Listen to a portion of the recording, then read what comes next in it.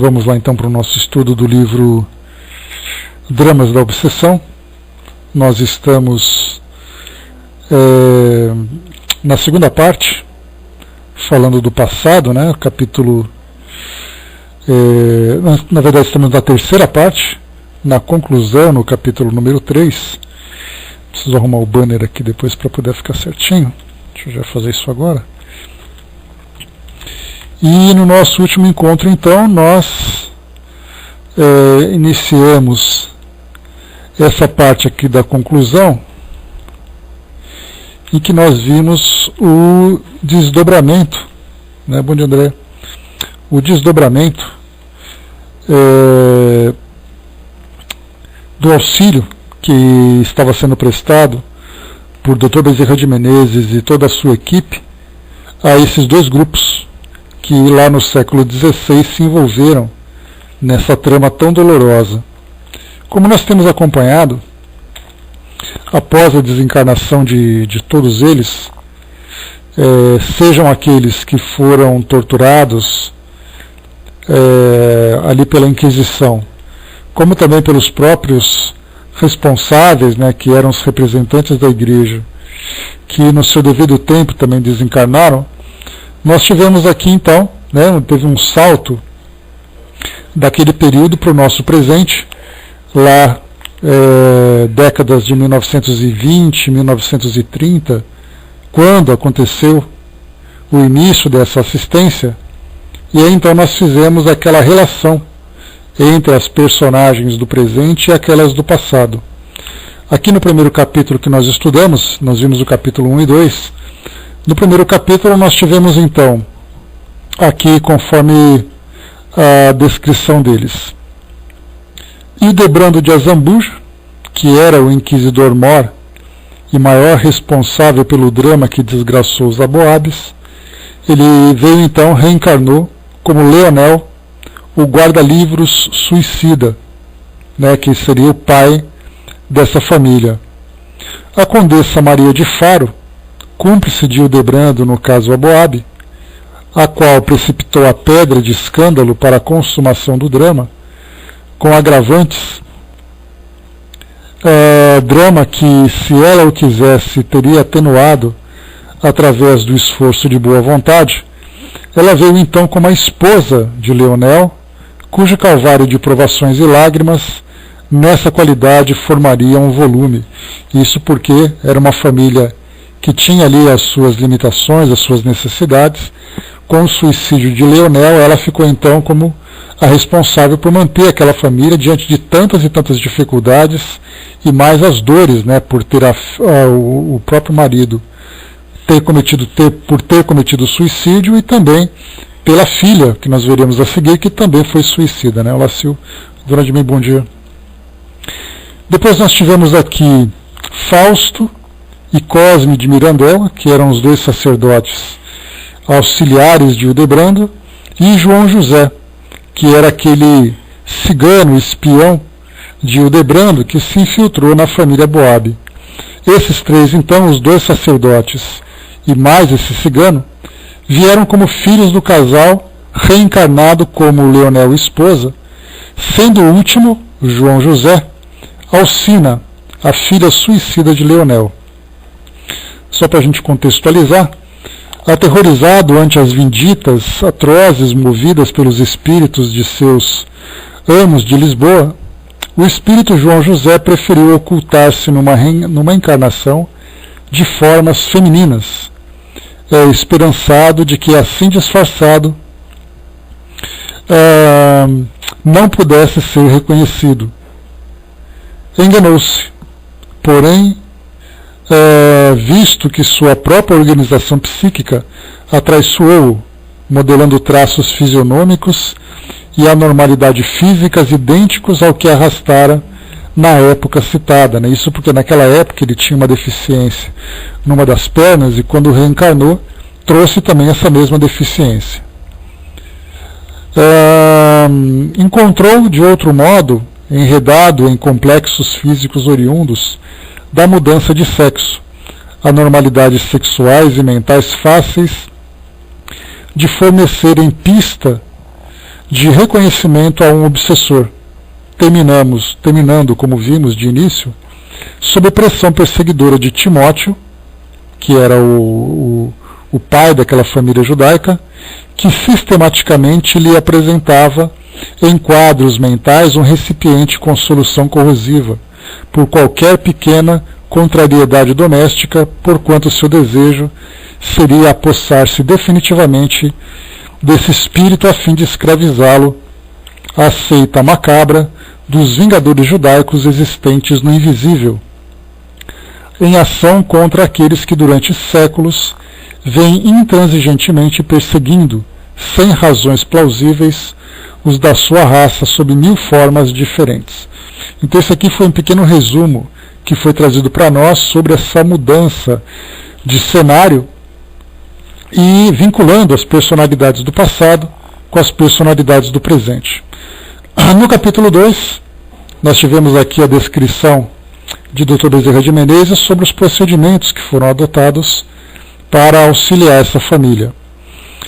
Após todas essas informações que foram coletadas pela entidade que era responsável pelo acompanhamento daquele caso com quem Dr. Bezerra de Menezes teve ali contato, ele descreve para nós assim: de posse de tão preciosas informações, estabeleci o único programa lícito perante as leis da fraternidade: tentar a reeducação dos litigantes à base da cristianização das suas individualidades espirituais, muito embora estivesse certo de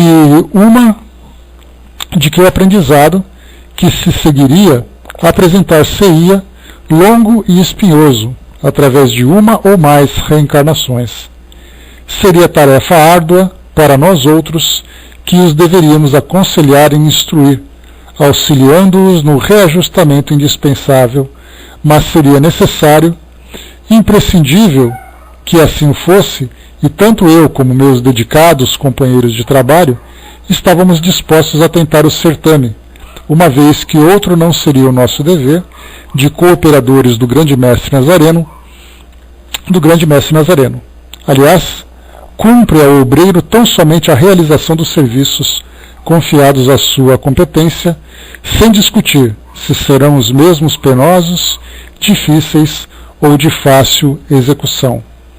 E depois ele diz aqui: na noite seguinte à nossa entrevista com a entidade espiritual orientadora das duas falanges em apreço, realizou-se a reunião dos médiuns de minha confiança, por mim solicitada, e eu e mais outros obreiros ligados à agremiação terrena, patrocinadora do feito, levamos ao fenômeno da incorporação o antigo rabino e seus filhos. Aqui depois, então, durante a reunião mediúnica, que durou por volta de 2 horas, nós tivemos ali orientações, debates, que principalmente entre aquele que era o responsável pelo grupo mediúnico, que seria aquele que é conhecido geralmente, popularmente como doutrinador, e também Timóteo, que era um rabino. Então, conforme o Dr. Bezerra de Menezes descreve para nós, teve um debate muito interessante, onde os dois demonstravam muito conhecimento teológico, no caso do doutrinador, conhecimento baseado no cristianismo, à luz da doutrina espírita, e Timóteo como ex-rabino, que conhecia muito bem as leis judaicas. 2 horas de discussão, então. Olá, Eliana, bom dia. 2 horas de discussão. No meio dela, como parecia quase que infrutífera, essa ajuda inicial que foi prestada, nós tivemos aqui então, lembrando que Esther, que era a sobrinha do Timóteo e também a prometida para o filho mais velho dele, ela então também desencarnou, sendo ali torturada, humilhada e executada pela Inquisição. Ela não seguiu os mesmos caminhos que a família, que se tornou então revoltada e obstinada nessa perseguição contra aqueles que eram os inquisidores. Ela, ao contrário, por ser um espírito que já trazia ali as suas virtudes, ela rapidamente seguiu um caminho diferente, se afinizando com entidades também mais elevadas, dando continuidade na sua evolução. Então, no meio dessa reunião mediúnica de desobsessão que estava sendo realizada, nós tivemos aqui então esse relato. Mas subitamente surgiu Esther em plena reunião, tornando-se visível aos comunicantes e videntes. Esther, a virgem sacrificada que depois de 4 séculos de ausência retorna aos seus, mais formosa sob a estruturação espiritual de que jamais o fora na terrena, coroada de rosas agora, recordando as flores preferidas da mansão judaica, um jato de luz azul a irradiar ondulações sublimes ao redor de toda a sua configuração espiritual, evocando a imagem das virgens que sucumbiram, não mais nos círculos de Roma, para o suplício à frente dos leões, mas em novas arenas, onde as feras seriam antes hienas humanas envoltas em sotainas de capuzes negros clericais, os homens do chamado Santo Ofício de abominável memória. Depois aqui então, conversando com esses espíritos, trazendo todas as orientações, tentando passar para ele essa nova realidade, ele então fala muito sobre a nova condição, fala muito sobre a necessidade que eles têm de modificarem suas ideias, né? E aqui então ela diz no final da orientação, é tempo, pois, de perdoar para serenar o coração e tratar de progredir. É tempo de amar a Deus nas pessoas dos vossos irmãos de humanidade e não apenas aos compatriotas e correligionários da mesma fé religiosa.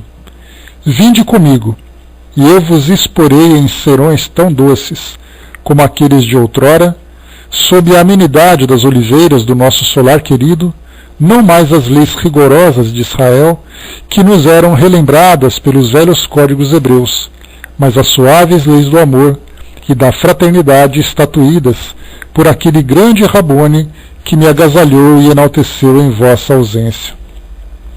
E aí então, finalizando aqui o capítulo 2, ela diz aqui Dr. Bezerra, impressionados e temerosos nada responderam, mas seguiram com ela. Exaustos, os meus médiuns não mais resistiram. Despertei-os, refeitas foram as suas energias por nós, mas a reunião no mesmo centro prolongou-se ainda, conquanto subordinada agora aos planos exclusivamente invisíveis.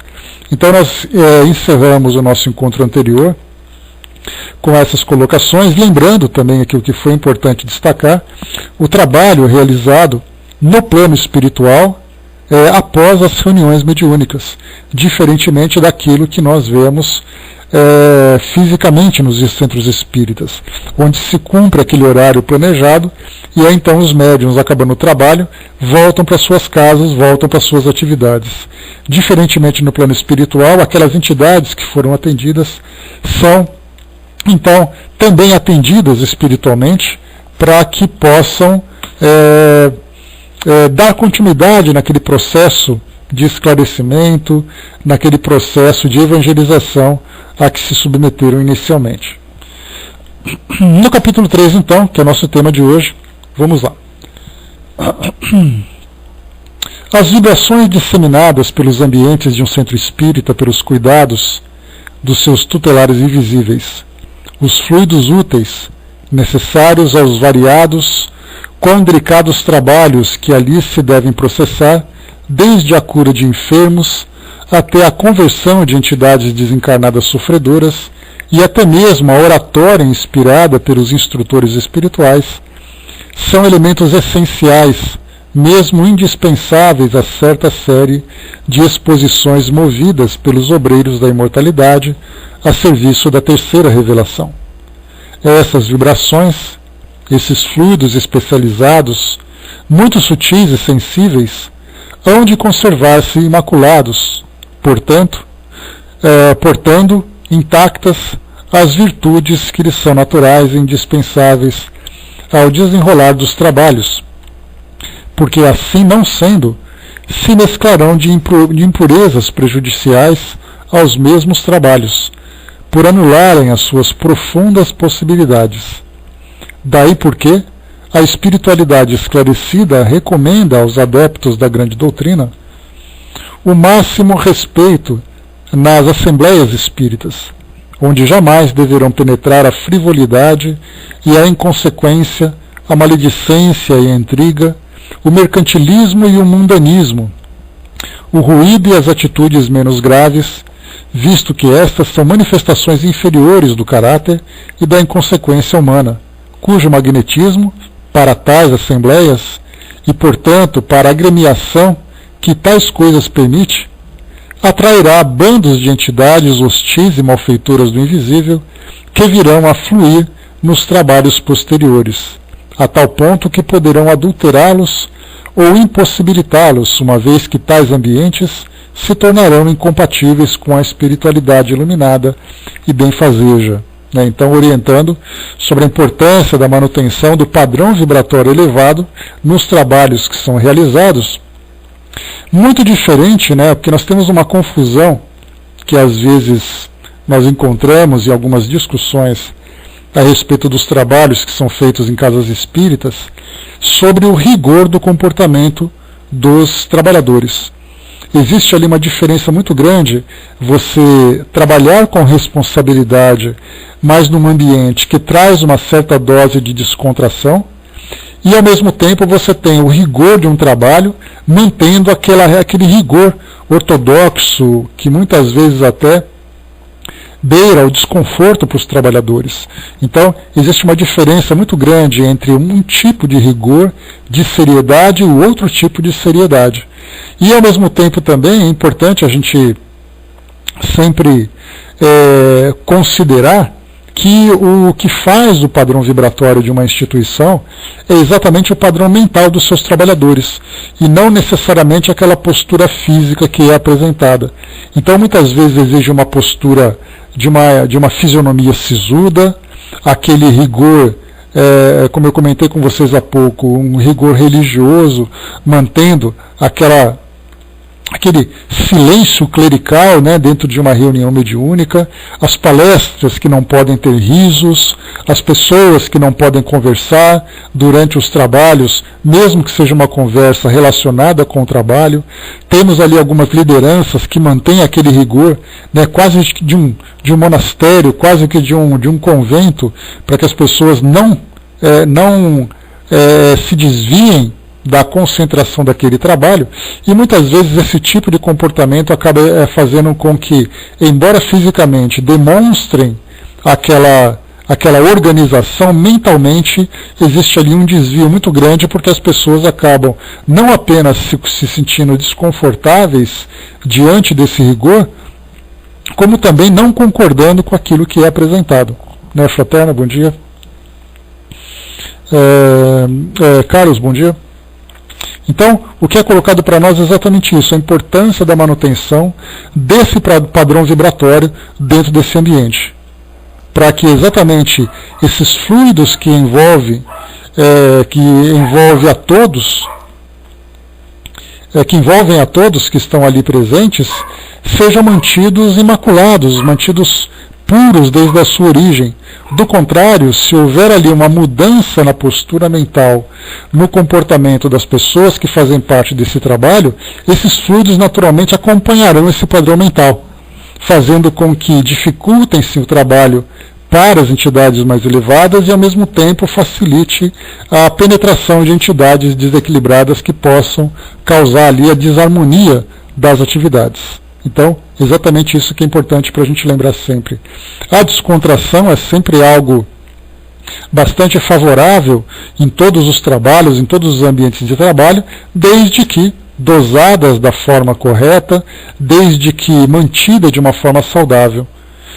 Houve inclusive uma pesquisa feita por um amigo, já conversei com vocês sobre isso, que fez uma pesquisa sobre o humor dentro do centro espírita. E aí então pesquisava sobre o humor de Kardec, sobre o humor, por exemplo, de Chico Xavier, o senso de humor dos espíritos, para saber exatamente de que forma que lidam com essa descontração, com esse tipo de pensamento, ao contrário que a gente imagina que os trabalhos do centro espírita, dentro da própria doutrina espírita, aquele trabalho sério, muitas vezes até severo, com os próprios trabalhadores. E aí então a conclusão que se chegou foi exatamente que sim.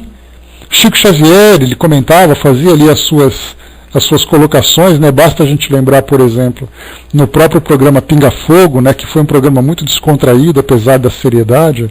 Então, sorriso na hora certa, seriedade na hora certa, comentário feito também por outros espíritos, como o Dr. Bezerra de Menezes, como o Emmanuel também, e outras entidades, mostrando que sim, é muito saudável manter essa descontração, desde que não ultrapasse, né, o limite para que o trabalho não se desequilibre.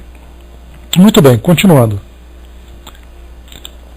Um centro espírita, né, aliás, só para complementar, é muito interessante também que me veio agora uma imagem, que algumas vezes nós vemos, por exemplo, durante palestras que são realizadas em centros espíritas, que viram verdadeiros circos. Porque uma das estratégias que se tem para chamar a atenção do público é fazer com que o estudo seja descontraído e muitas vezes até engraçado. E aí se perde o objetivo, embora o tema seja um tema do Evangelho, por exemplo, a forma como é colocado, a dose que é aplicada, acaba sendo desproporcional à seriedade do tema.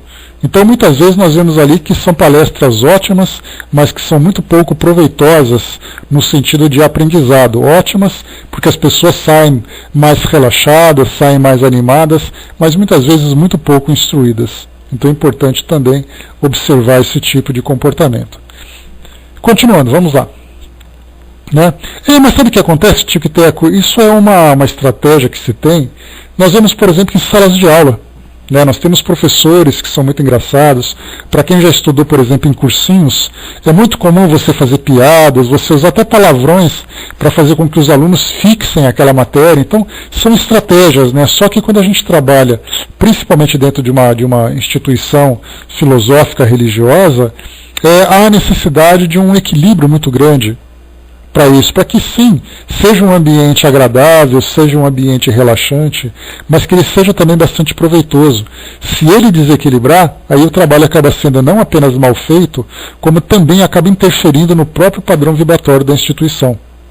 Então é fundamental, né, para aqueles que realizam o trabalho, saberem dosar na hora certa, falar na hora certa, a colocação certa também, para que isso não cause essa desarmonia dentro do grupo. Vamos lá.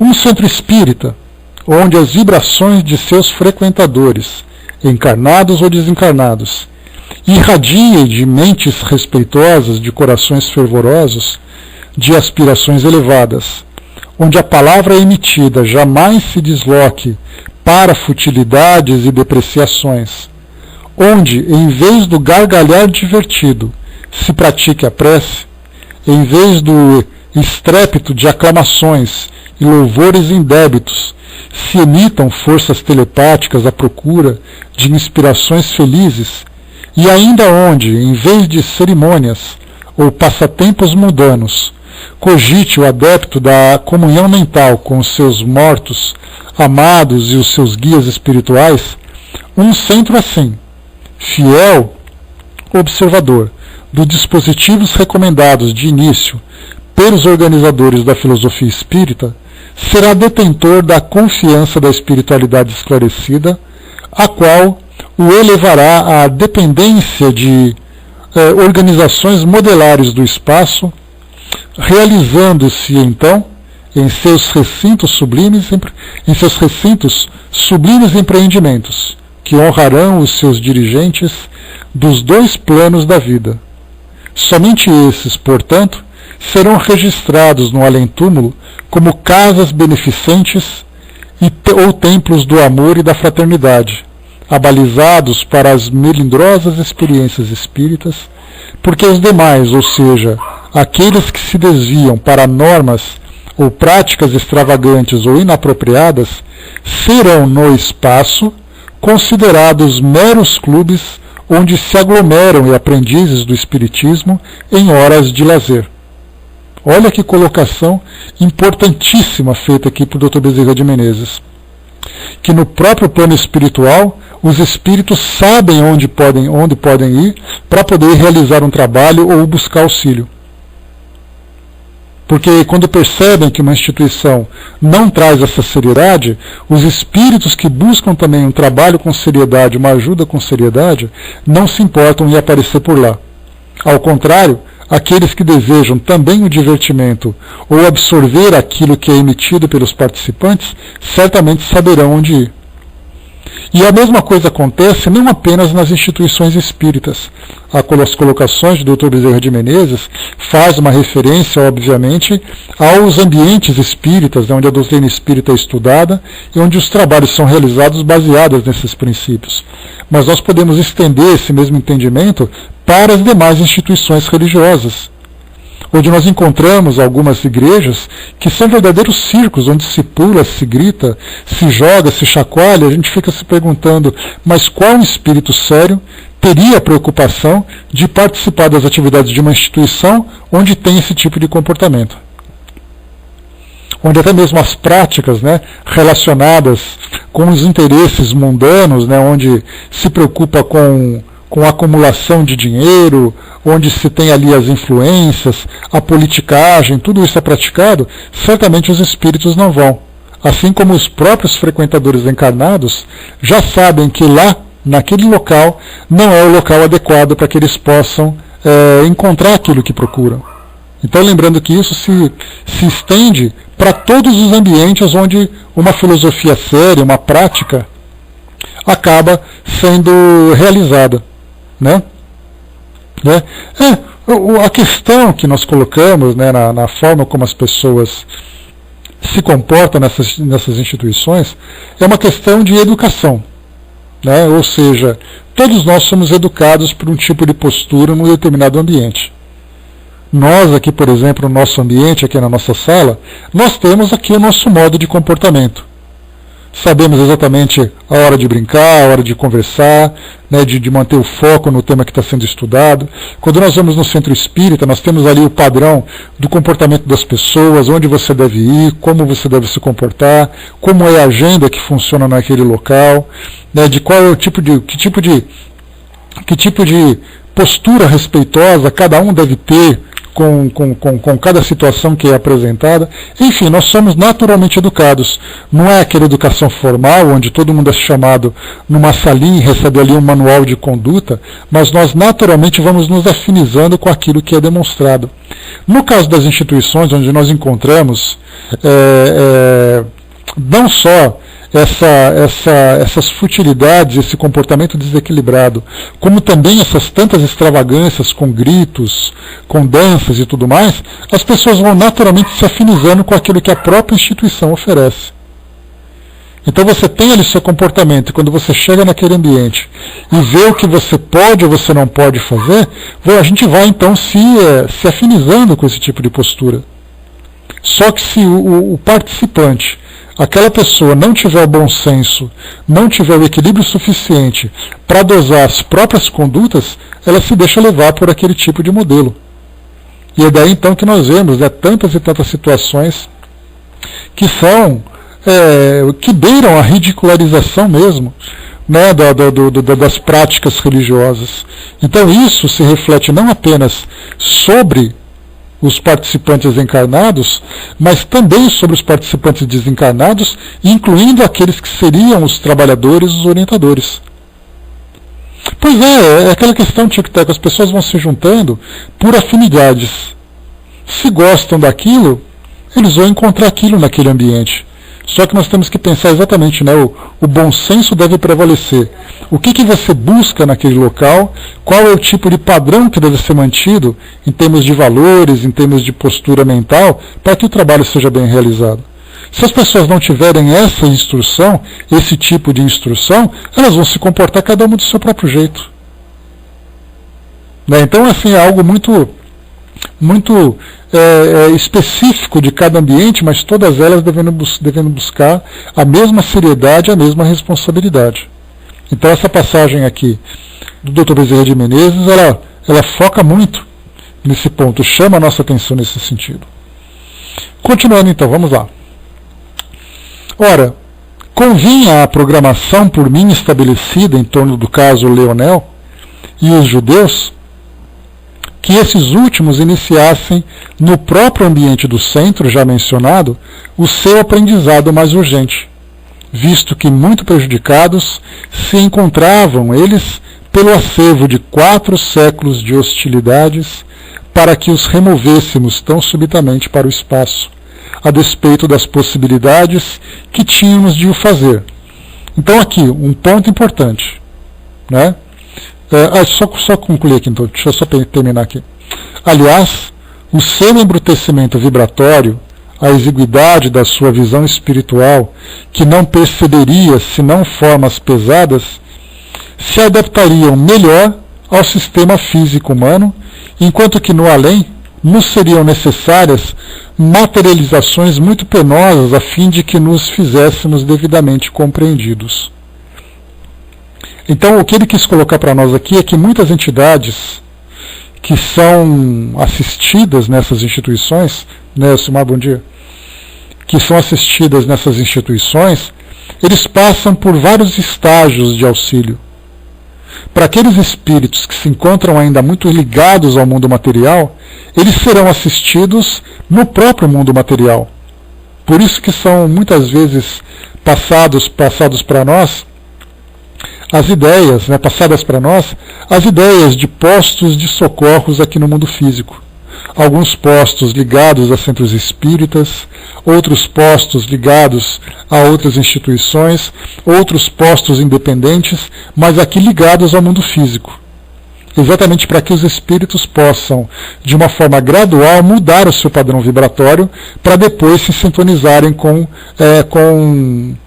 faixas mentais mais elevadas e depois se destacarem aqui do mundo físico para poder seguirem ali sua evolução no plano espiritual. Então, por isso que o Dr. Bezerra coloca para nós que essas entidades em especial, dá para a gente imaginar as condições morais e fluídicas e vibratórias em que elas se encontravam. 4 séculos de hostilidade, o ódio, né, destilado da sua forma mais pura, vamos dizer assim. Então, fez com que esses espíritos tivessem inicialmente uma dificuldade para se adaptarem ao mundo espiritual de um modo imediato. Então o Dr. Bezerra de Menezes coloca para nós aqui que sim, isso poderia ser feito num plano espiritual. Como nós lembramos em alguns dos estudos anteriores, o mundo espiritual não tem uma dependência do mundo físico para realizar o seu trabalho. Não dependeriam das instituições religiosas, não dependeriam, por exemplo, dos centros espíritas para um trabalho de desobsessão ou de cura, não precisariam das instituições físicas para que houvesse essa adaptação dos espíritos para depois se elevarem vibracionalmente no plano espiritual, mas já que existe essa possibilidade, esse trabalho se torna muito mais simples. Por isso, colocado para nós que esse sistema físico-humano, né, que é criado aqui no mundo físico, aqui nas nossas instituições, favoreceriam, então, essa adaptação dos espíritos. Começando ali com o tratamento, por exemplo, né, de mudança de pensamento, recebendo o tratamento magnético, só que agora numa condição diferente, né, numa frequência diferente. E aí depois, com o passar do tempo, o próprio espírito então vai se reformando, vamos dizer assim. Depois nós temos aqui o ambiente no núcleo espírita em que se desenrolava o feito, em apreço, prestava-se ao magno serviço. Não se ouvia repercutir ali, nas vibrações distendidas, o eco da maledicência e tampouco do comentário. Não retinia o som do gargalhar, nem das trepidações insulsas de cenas de acontecimentos próprios do mundo. Não se retratavam em sua atmosfera nenhuma outra cena ou nenhuma sequência de palavreado que não fossem a proteção ao sofredor, o consolo a um desencarnado em confusões, a assistência paternal aos desvalidos da fé e da esperança. Resolvi, por isso mesmo, que meus pupilos do momento habitassem temporariamente aquele centro, nos exemplos e ações de cujos trabalhadores encarnados e desencarnados se instruíssem quanto à verdadeira significação da doutrina do Cristo, pois até então, para eles, o cristianismo seria perseguições e rapinagem, ódio e assassínio, sangue e corrupção.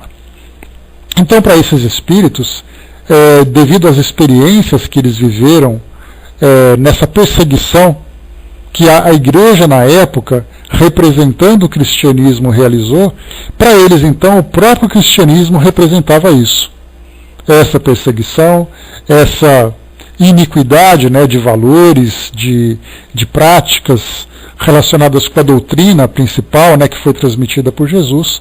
Então, nesse caso, havia necessidade de mostrar esse outro aspecto do cristianismo, que era exatamente mostrar o sentimento legítimo, né, a legitimidade dos valores dessa filosofia, ao mesmo tempo esclarecendo também a forma equivocada com que ele era praticado por aquela instituição. Então, esse trabalho de evangelização ele era penoso, porque primeiro você tinha que desintoxicar, vamos dizer assim, a mente daquelas pessoas, para que elas entendessem que a essência dessa nova filosofia, que eles então conheceriam verdadeiramente, né, ela tinha um outro aspecto, e não aquele aspecto humano, mundano que foi apresentado. Fala-nos do grande Rabboni, teu amigo que concedeu asilo e proteção a nossa Esther, e que acolhe perseguidos e desgraçados como nós. Solicitava o velho Timóteo ao meu assistente Roberto, passados que foram os transportes de satisfação pela visita de Esther. Sim, falarei dele, meus caros amigos, ou alguém mais abalizado do que eu, porém mais tarde.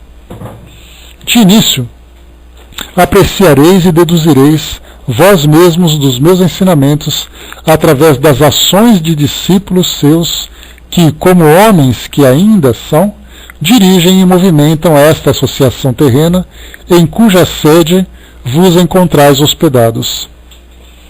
Esther e eu, embora não residindo aqui, permaneceremos às vossas ordens, vigilantes para vos atendermos em quaisquer esclarecimentos necessários. Mas creio será inútil, pois melhor analisareis o valor da doutrina desse grande mestre, observando o labor dos seus discípulos que nela se orientam e disciplinam. Aqui foi fácil de a gente entender exatamente ali que a palavra até convence, né, mas é o exemplo que arrasta, como diz o ditado para todos nós. Então, nesse caso, eles começariam a entender exatamente o valor dessa filosofia através das práticas, não através dos rituais, através da prática, ou seja, do trabalho diretamente. Então, a partir dali, inclusive, né, um trabalho envolvendo a todos eles, porque eles seriam os beneficiados. E como nós vimos aqui por Dr. Bezerra de Menezes, a equipe espiritual dele ficaria então residindo temporariamente naquela instituição para realizar esse trabalho de esclarecimento e de auxílio. Porque, claro, as instituições têm ali a sua equipe espiritual, mas nunca é demais, né, quando você tem um suporte mais elevado para determinadas tarefas, que muitas vezes, não que as entidades responsáveis pela instituição não deem conta do trabalho, mas muitas vezes há necessidade de uma dedicação exclusiva para alguns casos, né, para que não seja realizada em detrimento das atividades, das demais atividades da instituição.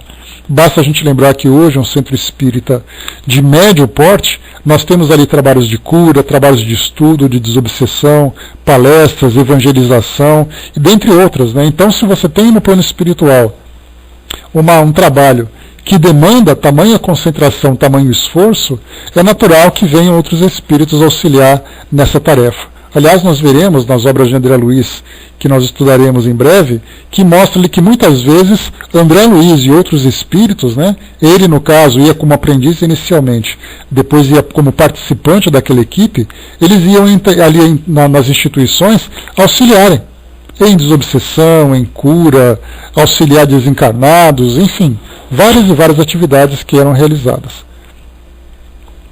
Então nós temos aqui. E assim foi que, com efeito, durante 6 meses habitando aquele centro de fraternidade, o doutor Timóteo, chamado de doutor Timóteo, pelo título de doutor da lei que ele tinha como rabino, né? Doutor Timóteo, do século XVI, e seus 3 filhos assistiram a curas de paralíticos e de obsediados, realizada em nome e pelo amor de Jesus Cristo, o Nazareno, através daquele grupo de médiuns a quem nós, os do invisível, tínhamos o dever de acionar. Contemplaram e admiraram a dedicação abnegada, diária de um serviço de assistência a enfermos do corpo e da alma, sem esmorecimentos, sem queixas nem reclamações, antes sob a irradiação da sã ternura do coração e da sublime alegria daquele que já vislumbra em si mesmo as alvoradas do reino de Deus. Assistiram às doces tarefas da fraternidade se distenderem até o invisível, no socorro a obsessores, a suicidas, a corações endurecidos no mal, como a desesperados e tristes que vagueiam pelos planos invisíveis, sem força para a emenda. Viram o órfão socorrido, o mendigo acalentado na sua miséria, o presidiário assistido no seu tegúrio, esclarecido na sua ignorância e esperançado no futuro redentor, dentro das próprias lágrimas do opróbrio, o faminto saciado, o abandonado encaminhado para o trabalho honroso, a decaída retomando o dever, retornando ao dever, o ignorante orientado ao caminho do aprendizado compensador. E tudo isso realizado sob o critério da doutrina do grande mestre do cristianismo. Vislumbrando, porém, a intimidade do lar de cada um daqueles médiuns que contribuíam para a melhoria da sua própria situação, constataram que suas vidas eram consagradas ao honesto cumprimento dos deveres sociais e profissionais, dedicadas ao bem e ao respeito do próximo em qualquer setor. E ainda que se sofriam, oravam e se resignavam, certos de melhor futuro. E se eram ofendidos por inimigos gratuitos, poderiam sofrer e chorar em silêncio, mas sem blasfêmias nem revides vingadores, porque o perdão era tão fácil e espontâneo naqueles corações como um sorriso nas faces da criança. Nem uma palavra insultuosa ao próximo jamais ouviram, nem uma delação ou intriga, nem uma apropriação indébita, nem um perjúrio, nem a maledicência, nem o abuso e o vitupério. E tudo isso eles também analisaram e compreenderam que era a verdadeira educação fornecida por aquela doutrina cristã que eles haviam conhecido falseada no século XVI, mas que agora se surpreendiam de vê-la praticada em espírito e verdade, em nome do grande Rabboni, seu fundador, cujo nome descobriram através dos ensinamentos de seus discípulos, era Jesus Nazareno. Sim, Jesus ben Yosef, de Nazaré, mas nascido na Judéia, na cidade de Davi, exatamente o Messias anunciado pelos profetas de Israel. E como ele, Timóteo e os seus filhos, perseguido pelas hienas clericais, até o desespero do suplício e da morte, forjada pelos interesses pecaminosos dos homens. Durante o espaço de tempo que ali passaram, assistiram graves e quedos, acomodados entre a assembleia de ouvintes como quaisquer encarnados, ao estudo e à oratória espírita evangélica. E nós, então, acionando a técnica do laboratório do mundo invisível, criávamos para os seus entendimentos, valendo-nos do poder da nossa vontade, os panoramas expostos pelos oradores e explicadores, panoramas que eles passavam a ver como em cenas teatrais ou cinematográficas, pois que as vibrações dessa casa de comunhão, com o alto, por se conservarem imaculadas, facilitavam a delicadeza e a eficiência do melindroso sublime trabalho. Aqui é interessante a gente lembrar que muitos são os relatos que chegam desses livros, né, que trazem para nós esses bastidores do plano espiritual, que nós temos ali a manipulação desses fluidos, fazendo com que os espíritos ali presentes tenham uma visão diferentes daquelas que são mostradas no ambiente físico. Então é como se eles fossem transportados mentalmente para um determinado cenário em que eles podem contemplar não apenas as palavras em si, mas ver as palavras acontecerem na prática. Então, no caso, por exemplo, de uma palestra que é realizada falando de temas do Evangelho, de passagens de Jesus, é muito natural que nós mentalizamos determinadas situações. Quando eu passo para vocês um determinado cenário, uma determinada situação, é muito natural, quase que automático, vocês criarem em suas mentes uma determinada imagem que represente aquele relato que eu passei para vocês. Só que fica muito mais interessante quando essas imagens são induzidas, para que todos nós vejamos as mesmas coisas dentro da sua realidade. Então, no plano espiritual, é muito fácil fazer isso, por aquela indução mental que acontece com tanta frequência. Se acontece para o mal, como nós vimos, Timóteo, como sendo aquele líder obsessor que projetava na mente do João José, que era Alcina, a filha suicida de Leonel, projetava na mente dele, ou dela, na atualidade, um frasco de veneno corrosivo para que ela cometesse o suicídio diante das adversidades que ela vivia, por que não projetar, por exemplo, uma peregrinação de Jesus? Então, nós não conhecemos ainda, nós encarnados, não conhecemos ainda esse potencial da mente. Para nós ainda é tudo relacionado com a nossa imaginação, com uma visão subjetiva que nós criamos de determinadas situações, apresentando lá os seus aspectos. Somos nós que criamos as nossas próprias imagens de acordo com o arquivo mental que nós guardamos, né? Mas no caso dessa influência mental, é muito comum, como nós vimos então, que eu falei para vocês, nesses tantos relatos, haver assim meio que essa transferência de ideias, transferência de imagens. Então, como foi colocado para nós aqui, nesse laboratório do mundo invisível, nós poderíamos imaginar, algo uma imagem que me veio aqui na minha cabeça agora, como se fosse uma projeção em 3 dimensões. Imaginar, por exemplo, os espíritos sentados, naquele auditório de um centro espírita, e aí conforme ele começa a falar sobre as coisas, aquele auditório desaparece e em volta deles aparece ali uma projeção em 3 dimensões, em que eles observam estando dentro daquele mesmo ambiente. Então seria assim o mais próximo que nós conseguiríamos fazer uma comparação com isso que eles relatam. Então, mentalmente, eles são transportados para aquele ambiente. Esses fluidos em torno deles acabam ficando dessa forma. É muito comum também espíritos que passam por assistência em casas espíritas, naqueles relatos que eu trouxe para vocês, de psicografias pessoais, em que espíritos relatam um pouco dos casos em que estão vivendo. Nós tivemos ali um caso interessante de um espírito que ele tinha vivido uma experiência na homossexualidade. Seria mais ou menos isso, é o mais próximo que a gente pode criar. Criar esse holograma, criar ali essa imagem em 3 dimensões, onde desaparece aquele ambiente físico e depois surge esse ambiente artificial. É o mais próximo que a gente consegue comparar com essa realidade, Então a gente tinha ali um espírito, nessas psicografias que eu falei para vocês, ele tinha vivido como homossexual, uma vivência muito difícil, uma experiência com muitos constrangimentos, que ele não suportou e cometeu suicídio. E no relato dele ele dizia que ele estava de repente caminhando num lugar que parecia um pântano, muito frio, muito úmido, com muita névoa, ele não conseguia enxergar nada à frente dele, e ele sentia aquela angústia toda relacionada com o ato que ele praticou. E de repente ele se viu dentro de um centro espírita, numa sala onde ele estava ali sendo atendido. E ao mesmo tempo depois transmitido a sua comunicação.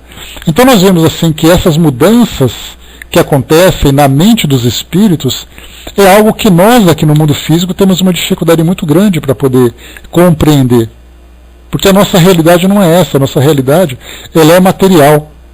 O máximo que nós conseguimos fazer é criar alguns ambientes artificiais que facilitam para nós esse entendimento, mas imaginar uma manipulação mental dessa intensidade, somente entre os desencarnados. Mas, de um modo geral, deu para a gente ter uma ideia do que o Dr. Bezerra quis dizer aqui, então. Que eles, então, ali, vendo tudo isso acontecendo, vendo esses trabalhos, essas orientações, eles, então, tinham essa facilidade, através desse laboratório do mundo invisível, de criar essa imagem para que eles vivessem de uma forma muito mais intensa aquilo que eles estavam recebendo como instrução. Vamos lá.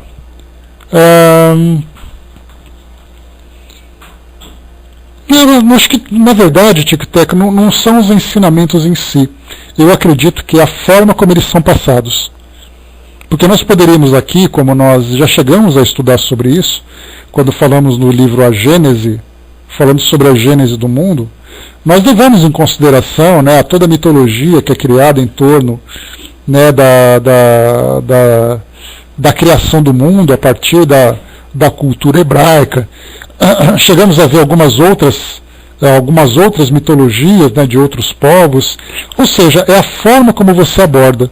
Se você, por acaso, você tem uma visão muito limitada ao pé da letra daquilo que é passado, isso acaba sendo desinteressante porque entra em confronto com aquilo que a ciência atual traz, aquilo que a razão traz.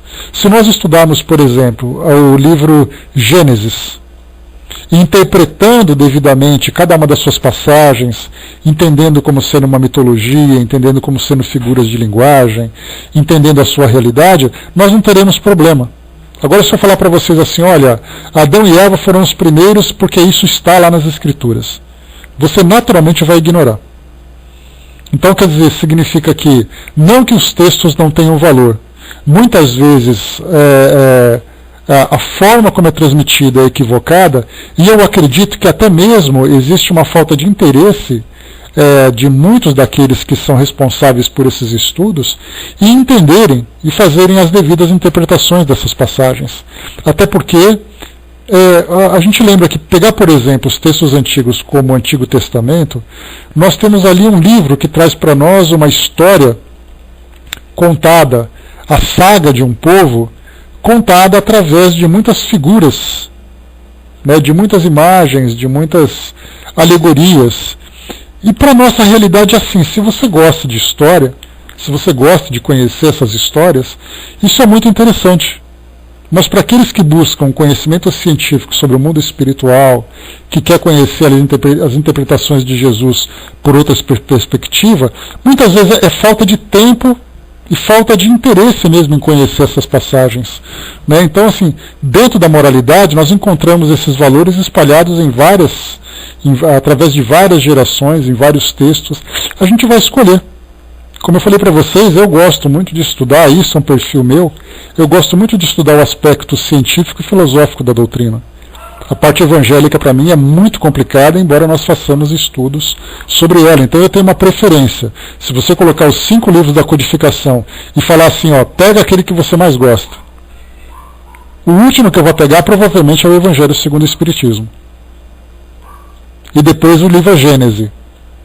Agora, de cara, eu pego o livro dos Espíritos, pego o Céu e o Inferno que a gente está estudando e pego o livro dos Médiuns. Então, é uma questão de perfil que nós temos hoje, né? Então esses textos antigos, eles seriam assim muito mais um estudo específico sobre essa história, né?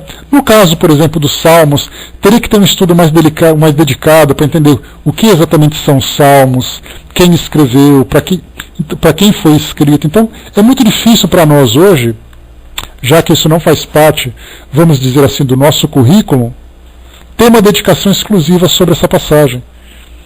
Então, mas se pegarmos em outros textos, nós encontraremos ali situações paralelas. É uma pena que a gente não tenha tempo de estudar tudo, porque a doutrina tem muito material. Tem muita coisa para se estudar, muitos livros para serem estudados. Então, para você estudar algo relacionado com o Antigo Testamento, você teria que parar de estudar alguma coisa que foi apresentada agora na doutrina. Então, para quem tem essa oportunidade de estudar tudo isso ao mesmo tempo, ótimo. Um texto que eu gostaria de fazer muito seriam as cartas de Paulo. Mas e tempo para a gente poder fazer isso? Estudar cada uma das comunidades, estudar cada uma das passagens. Então, assim, é um estudo muito bacana. Mas como é que a gente vai conseguir comportar tanta coisa se nós já temos ali um acervo quase que incontável de estudos? Então já fica assim uma questão de preferência, né? Se algumas casas espíritas oferecem essa oportunidade, legal. Agora aquelas que não têm espaço, né, é uma pena. Certamente assim tem muita coisa que está sendo perdida, mas ao mesmo tempo muita coisa que está sendo aproveitada também, né? Mas vamos lá, vamos em frente. Vimos aqui então, deixa eu ver aqui onde nós paramos. Certo, então fizeram ali, criaram aquela imagem, né, para que os espíritos pudessem entender melhor esses ensinamentos. Um curso eficiente, pois de legítimo cristianismo e de filosofia espírita, levaram a efeito os antigos hebreus, através de tais processos, visitando ainda outras agremiações merecedoras da nossa confiança e observando outros tantos adeptos fiéis às recomendações do Consolador. Pela mesma época, outros sim, foram-lhes demonstrados em aprendizado através de dolorosa, mas grandiosa exposição da retrospecção da memória, exame consciencial dos arquivos mentais, os antecedentes do drama terrível de Lisboa. Mais uma vez, pessoal, como eu falei para vocês, a gente tinha comentado sobre isso, que a história que nós conhecemos, ela começa no momento em que essa família Boabe se converteu para o cristianismo e depois foi ali constantemente sendo observada e acompanhada pelo pessoal da Inquisição. Depois houve ali o desentendimento, a perseguição, todo o sofrimento, a obsessão até chegar agora. Mas eu tinha falado para vocês no estudo passado, ou no retrasado, que a lei de causa e efeito, sendo aplicada sobre a família de Hildebrando, que é o Leonel, sendo obsediado e perseguido pelos seus obsessores, era a lei de causa e efeito ali sendo aplicada. Mas eu tinha comentado com vocês por que a família do Aboabe, a família de Timóteo, tinha sido vítima de tamanha perseguição, de tão cruel perseguição. O que eles fizeram para merecer aquele tipo de experiência? Porque nós comentamos, né, que até chegamos a falar sobre isso, que os judeus na história da humanidade têm uma história de, pelo menos nos tempos contemporâneos, de grande perseguição. Foram perseguidos durante a Segunda Guerra Mundial, foram perseguidos após a Segunda Guerra Mundial, na Idade Média foram perseguidos também. Mas por que essa perseguição? O que eles fizeram para merecer tudo isso? E aí eu comentei com vocês que, lendo o Antigo Testamento, nós temos ali que os hebreus, diante, né, das necessidades e conquistas que eles realizaram em busca da Terra Prometida, eles cometeram também muitos erros. Tem até um livro, que eu não me lembro quem que citou para mim, que acho que foi o Rochester que escreveu, um livro chamado A Vingança do Judeu, que conta aquelas histórias lá do passado que mostram as cidades que foram invadidas, as guerras em nome de Deus. Vocês se lembram que Deus estava do lado dos fiéis e os infiéis pereceram? Então isso não deu de graça. Isso não foi de graça. Teve o seu preço. Vamos ver aqui então especificamente sobre essa família. Então está aqui para nós, né? Os antecedentes do drama terrível de Lisboa.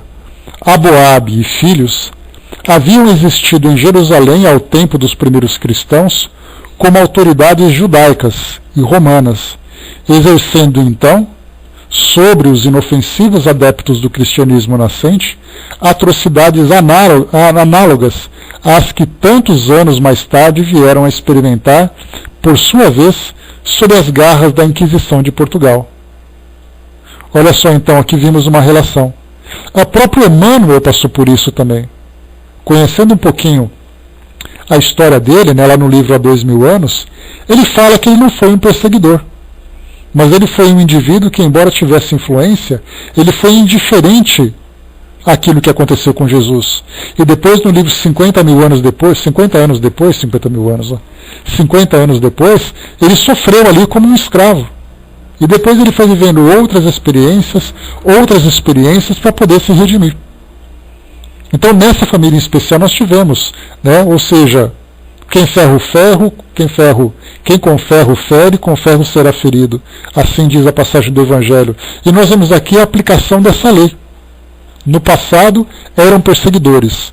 No meio, né, no intermédio ali, se tornaram perseguidos. Depois tornaram-se perseguidores de novo. Quais seriam as próximas experiências que eles vivenciariam?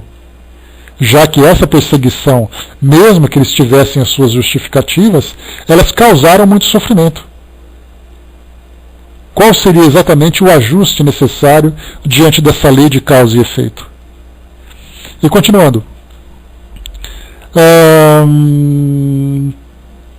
Tá.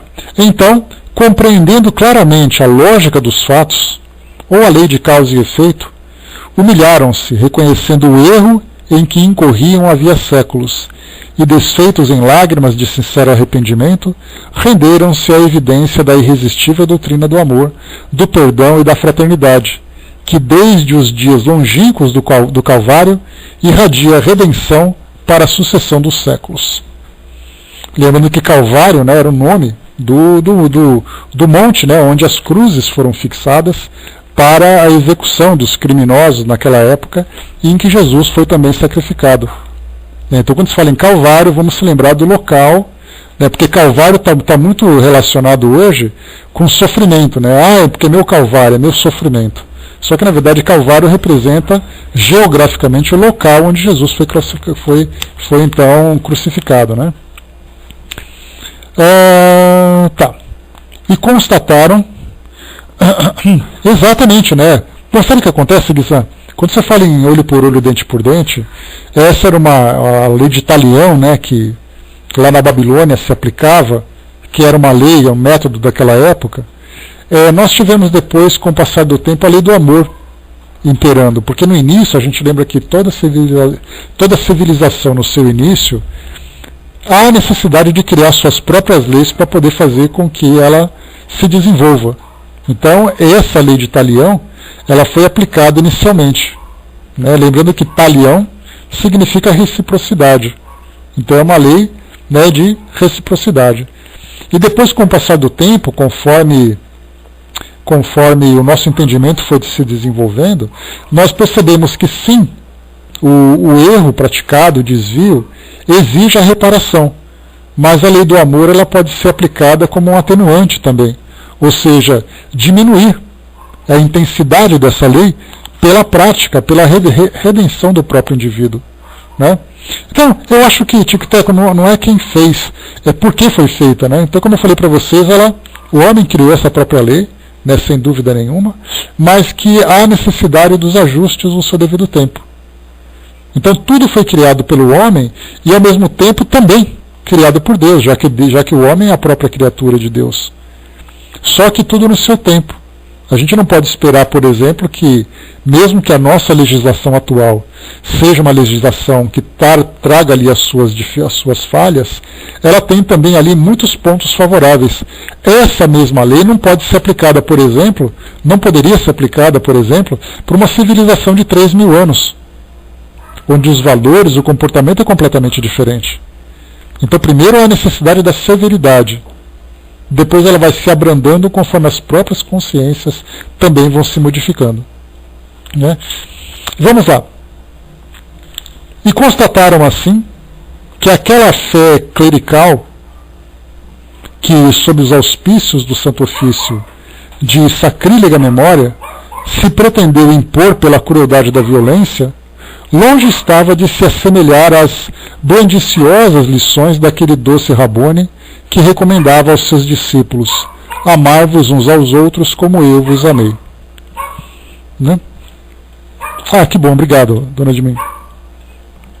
Quanto a Leonel, que desde 4 séculos vem espiando as tenebrosas consequências dos seus crimes de inquisidor-mor, presentemente arrependido e lamentando o passado, encontra-se em vias de ressurgimentos gerais para a definitiva regeneração, disposto aos mais severos testemunhos exigidos pela consciência para a própria reabilitação. Aqui já vemos então Leonel, que foi Hildebrando, que depois Leonel cometeu suicídio, já estava passando por um processo de reequilíbrio. Bom dia, Miriam. Esse reequilíbrio necessário para a sua continuidade na sua evolução. Então nós começamos a ver aqui os ajustes desses espíritos. Embora não tivessem se perdoado mutuamente por aquilo que fizeram, ou nem tivessem pedido perdão por aquilo que fizeram, já estavam compreendendo a sua situação e se propondo a essa transformação. Esse é um passo importante. O espírito se perdoar, se submeter a essa regeneração e depois ele trabalhar com aqueles que foram suas vítimas ou aqueles que foram os seus algozes, né, os vilões que os perseguiam. E continua. Seus trajetos pelo estado do futuro, tais como os de sua filha Alcina, o antigo João José, espião de Azambuja, serão ainda ásperos, visto que aos demais o suicídio por obsessão não os isentou das responsabilidades, pois se houve efetivamente sugestões externas impelindo-os ao ato macabro, estas, no entanto, lhes não tolheram a possibilidade de raciocinar para se defenderem, arredando-as o que não fizeram, porque realmente preferiram as paixões arrasadoras do mundo ao suave contato mental com o amor de Deus através da prece, que lhes teria fornecido forças de resistência contra a tentação. Prontos se encontraram ambos, mas agora, sinceramente, a estreitarem nos braços definitivamente aqueles pobres judeus que outrora lhes franquearam, confiantes à intimidade do lar doméstico, esperando da sua honradez pessoal o mesmo respeito e consideração idêntica. E o farão, afirmaram ambos, em momento solene de certa reunião do mundo invisível, em presença de instrutores dedicados, por amor daquele eterno Deus, cujas leis protetoras lhes forneceram ensejos novos de resgate e reabilitação dos crimes passados. Aqui o que a gente teve, só um instantinho aqui, mostrando aqui o encontro entre eles, estreitarem os braços, então aqueles que cometeram suicídio, aqueles que instigaram o suicídio, começaram então a se juntar para trabalhar nesse processo de reabilitação.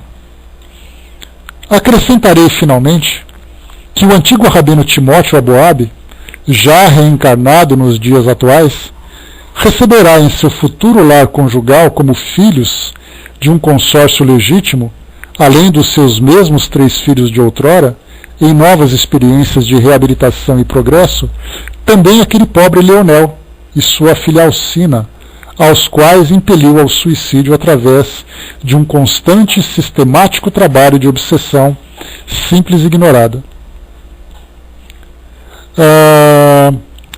E assim sendo, terá de arcar com as provações e as responsabilidades de pai carnal daqueles que renascerão envoltos no angustioso complexo oriundo do suicídio.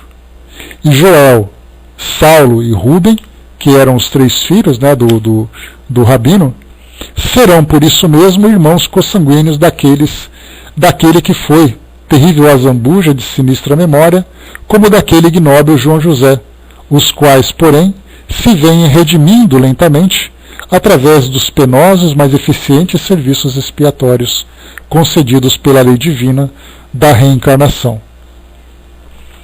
É assim, meus caros amigos, que o conhecimento legítimo da doutrina espírita, como a boa e lúcida prática da mediunidade, resolvem problemas seculares.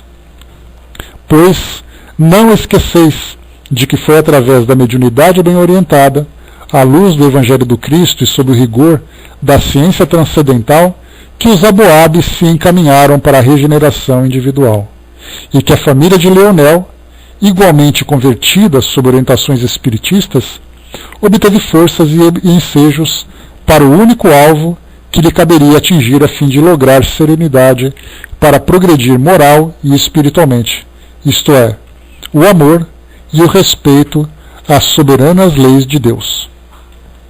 Então nós vimos aqui a história de Leonel. Nós vamos entrar aqui agora numa outra parte, chamada a severidade da lei.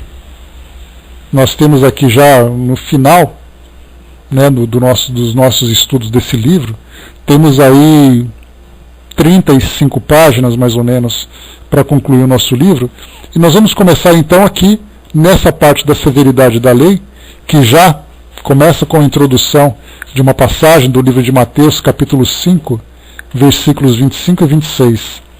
Digo-vos em verdade que daí não saireis enquanto não houverdes pago o último ceitil. Então, teremos aqui o entendimento agora sobre essas questões, explicando para nós exatamente a forma como ela se desenvolverá. Então, temos aqui capítulo até o capítulo, só um instantinho, até o capítulo 13. Então, rapidamente a gente ultrapassa aqui essas páginas. Então é isso, pessoal. Conhecemos essa história, que certamente nos sensibiliza, né, mostrando os dramas tão profundos, tão complexos, né, e também fazendo aqui um paralelo com aquilo que nós mesmos vivemos, né, talvez não com tamanha gravidade, pelo menos não nessa fase da nossa vida, mas que certamente também trouxe para nós as dificuldades que felizmente, né, vão se dissolvendo conforme a gente vai se desenvolvendo também. Então, através desse exemplo, né, dessa história toda, nós tivemos a ilustração dos trabalhos da mediunidade, nós tivemos ali a ilustração das aplicações, né, da lei de causa e efeito, né, dos dramas que envolvem o histórico de todos os espíritos na atualidade, né, todos nós caminhando nessa linha de progresso, nessa linha evolutiva, vamos sempre nos deparar, né, com esses dramas que infelizmente mancham ainda a nossa história, mas que fazem parte do aprendizado. É através dos erros e dos acertos que nós vamos então crescendo, aprendendo, amadurecendo, né? Quanto mais rápido nós amadurecemos, menores serão as nossas dores.